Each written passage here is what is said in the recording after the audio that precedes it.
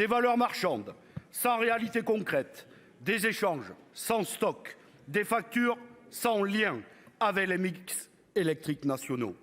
Un fiasco pour les usagers et les usagères.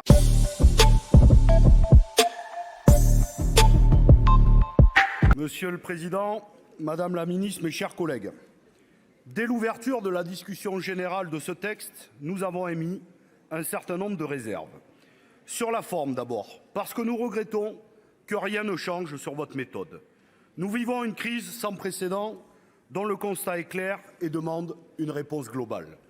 Aujourd'hui, c'est un système concurrentiel qui s'effondre et qui n'a jamais tenu par lui-même, dans lequel il a toujours fallu intervenir pour qu'un semblant de concurrence émerge. Et quelle concurrence? Des fournisseurs alternatifs dopés aux aides d'État indirectes, propulsés par l'assèchement organisé de l'opérateur historique EDF. Un marché européen de l'électricité où sont invités traders et spéculation et où la fraude est massive. Des valeurs marchandes sans réalité concrète, des échanges sans stock, des factures sans lien avec les mix électriques nationaux. Un fiasco pour les usagers et les usagères, pour l'innovation, pour l'investissement, pour le développement des énergies décarbonées. Cette situation, personne ne peut l'ignorer tant la crise l'a rendue visible. Les collectivités, les entreprises, les artisans et commerçants et particuliers, personne n'est épargné. Mais un choc n'est jamais une fatalité. Lorsqu'on prend la mesure de ce qui se produit, lorsque l'on accepte qu'il faut changer de logiciel, on peut rebâtir quelque chose. On peut régler la question efficacement et durablement. Ce n'est pas l'approche que vous avez retenue, Madame la Ministre. Vous continuez de penser qu'il est possible de continuer sur un traitement partiel des enjeux autour de l'énergie, texte par texte, projet de loi après projet de loi, sans remettre en question le cadre global. Mais ce n'est pas possible. Tous les groupes, ici vous l'ont dit d'ailleurs, les sensibilités politiques sont loin d'être les mêmes, mais toutes et tous vous ont reproché la méthode avec laquelle vous abordez le sujet. 6 mois avant la programmation pluriannuelle de l'énergie, vous nous présentez un texte pour réduire les délais administratifs sur le nucléaire. En réalité, c'est symptomatique de quelque chose. C'est symptomatique du rôle du Parlement aux yeux de votre gouvernement. Une chambre d'enregistrement, selon vous, devant laquelle vous faites passer des textes parce que la Constitution vous le demande. Mais ce n'est pas le débat qui vous intéresse. D'ailleurs, le mieux selon vous, c'est de ne pas amender. Mais Madame la Ministre, la filière nucléaire n'a pas souffert des délais administratifs. Elle a souffert des atermoiements des gouvernements successifs et de la volonté de mettre fin à cette filière. Du côté des communistes, nous soutenons le développement du nucléaire comme celui des énergies renouvelables, mais à 2 conditions, démocratie et sécurité. Faire passer un texte alors que le débat public n'est pas fini sur le nucléaire, non, ce n'est pas sérieux.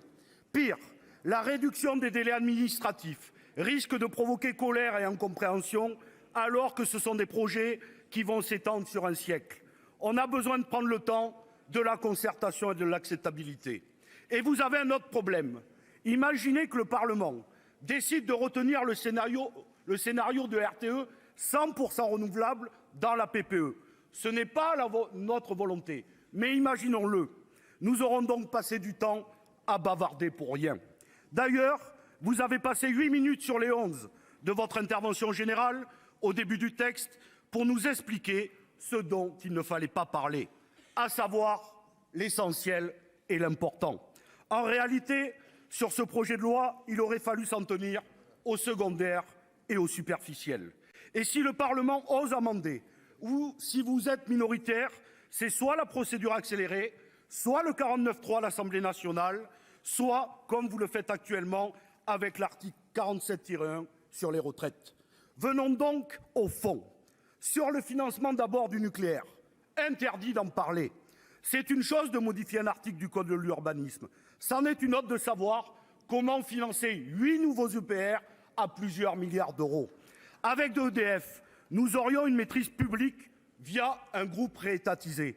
Mais nous voulons savoir quelle sera la nouvelle architecture du groupe EDF. Là aussi, interdit d'en parler. Ce n'est pas à l'ordre du jour.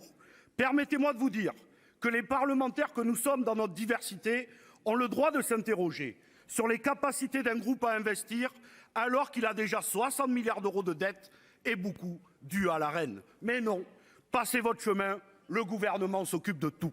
Et quelle régulation de ce nouveau nucléaire avec la reine 2.0 après 2025? Là encore, interdit d'en parler. On nous répond que les négociations ont commencé. D'ailleurs, on ne sait même pas avec qui. Pourtant, c'est un sujet sur lequel on ne peut pas faire l'économie de la réflexion, tant ce système est absurde et insupportable. Par exemple, 3 questions. Est-ce que vous allez continuer à ruiner EDF avec un système comme l'Arenh? Est-ce que vous allez nous faire voter pour des installations nucléaires d'EDF qui n'aura même pas les moyens de les entretenir? Et est-ce que le service public va continuer d'être racketé au profit d'acteurs alternatifs privés? Ensuite, la question fondamentale concerne les tarifs réglementés de vente de l'électricité. Et pourtant, pas un mot, interdit d'en parler. Madame la ministre, êtes-vous pour leur maintien ou pour y mettre un terme, comme avec le gaz au 30 juin 2023? Ce ne sont pas des questions annexes, c'est le cœur du sujet. Enfin, sur les enjeux de sécurité et d'emploi, pas un mot sur les travailleurs et travailleuses de la filière, ni pour celles et ceux qui font les frais de la sous-traitance en cascade. Nous vous avons interrogé sur le sujet et vous nous avez répondu « Ils ne rêvent pas toutes et tous d'être au statut de l'IEG ». Je le redis et je l'assume, nous ne devons pas rencontrer les mêmes travailleurs et travailleuses. Nous exigeons avec elles et eux que ce statut soit sanctuarisé et élargi à tous les sous-traitants. Il en va de leur sécurité et aussi de la nôtre et de l'attractivité des filières, de la reconnaissance de leur travail et de leur qualification.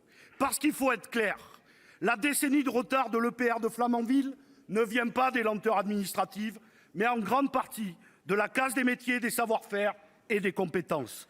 Et tout ceci a été précipité par le recours abusif aux sous-traitants. Alors, comme pour les énergies renouvelables, nous défendons un nucléaire de haut niveau et non pas un low cost. Nous voulons construire notre indépendance sur ces 2 piliers, sous maîtrise publique, et nous appuyer sur nos propres savoir-faire, compétences et filières. Car pour nous, l'énergie est un bien commun de l'humanité et doit être sortie des griffes du marché. Pour toutes ces raisons, oui à un nucléaire de haut niveau, mais non comment vous le faites, donc nous nous abstiendrons.